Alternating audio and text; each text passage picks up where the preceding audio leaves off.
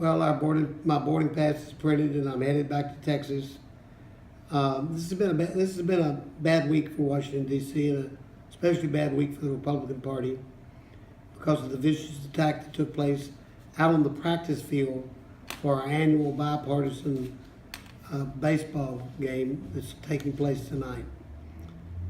Steve Scalise, the majority whip, was seriously injured and is in the hospital in serious condition, and 5 other people were hurt or injured, some of them serious, all because of a person who asked who's practicing there, Republicans or Democrats, and when he heard Republicans, he started shooting.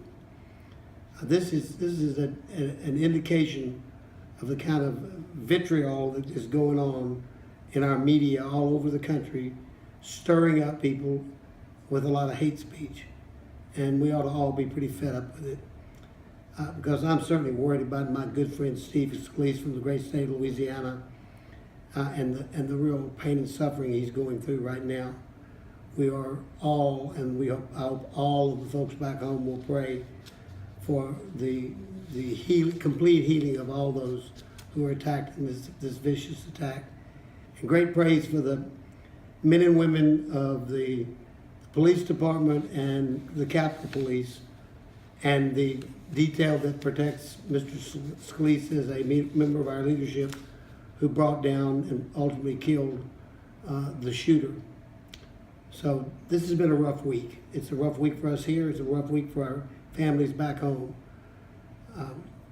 A good part of this week is I got once again to celebrate the Army's birthday, the 242nd birthday of the United States Army. It's older than our republic because it was formed up to fight the British outside of Boston.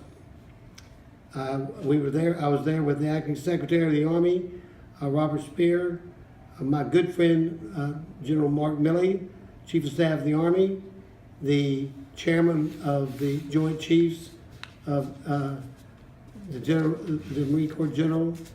I was with a lot of brass from all over the Army. I got to cut the cake. We got to sing the Army song, and it was a great day. Had a good time. The military construction part of the appropriations has now been passed out of committee. We did that today.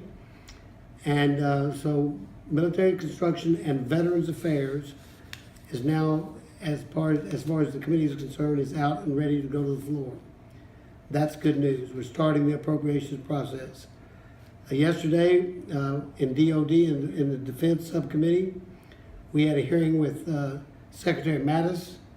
And let me tell you, Secretary Mattis is a very, very smart and very impressive individual. It was a great hearing.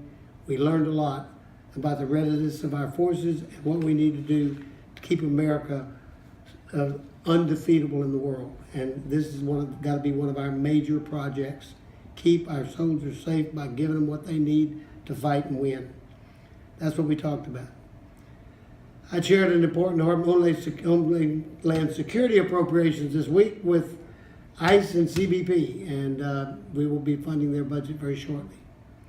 So we did a lot of work at a time when there was a lot of sadness on Capitol Hill. I'm glad to be going back to Texas.